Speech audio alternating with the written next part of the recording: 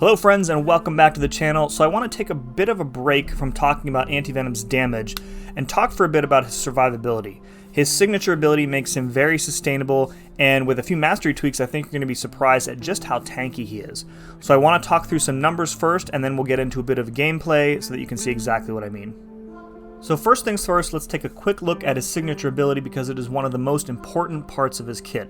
Now at max sig, he will regenerate 65% of any non-crit damage over 20 seconds, and if you run max recovery like you should be, that number is actually bumped up to 74.75%.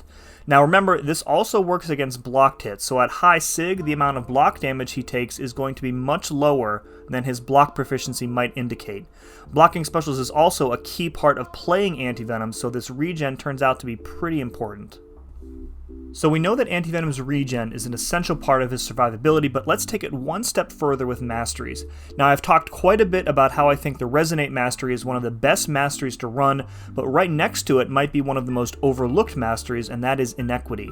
Now Inequity reduces the opponent's modified attack value based on the number of debuffs on them up to 36%. If you have Inequity at 3 out of 3, you only need 6 debuffs to hit that 36% reduction. Anti-Venom applies 1 permanent debuff at the start of every fight, and can apply 4 additional permanent debuffs within the first 20 hits after that. Add in the weakness debuff from the Resonate mastery, and that gives you the 6 you need.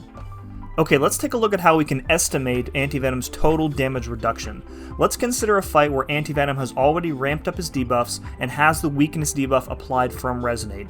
Combining the 36% reduction from Inequity with the 13% from Resonate reduces your opponent's modified attack rating by almost half.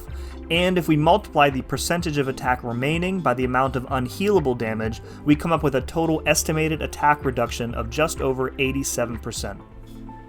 Now I know that number may sound hard to believe, so let's show you how it works in practice. I'm going to put 3 different fights up on the screen at the same time, all with a rank 3 Anti-Venom. The first fight is with him unduped and without Inequity or Resonate, and kind of serves as our baseline. The second fight is again without those masteries, but this time he's at max sig. And the third fight is the tank build with 3 out of 3 points in both Inequity and Resonate and at max sig. I'm going to speed them up to save time, but pay attention to the difference in the number of hits that Anti-Venom is able to take in each example.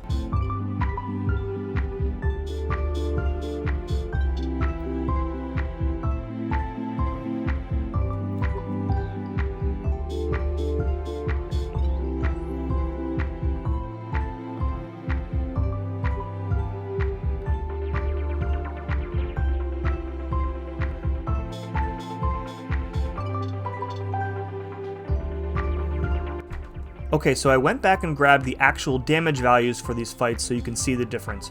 Rhino's non-critical medium hits normally do 450 damage, and his non-critical light hits do 289 damage.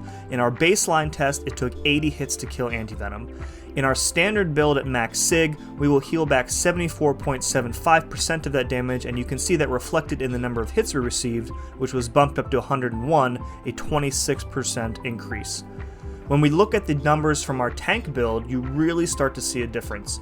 The damage values are exactly 30% lower, which is precisely what you would expect from running max Inequity with only 5 debuffs active. On top of that, we still healed up 75% of what remained, resulting in about an 82% effective reduction in damage per hit. And in the end, it took 149 hits to bring Anti-Venom down with this build, which is almost twice as many as our baseline.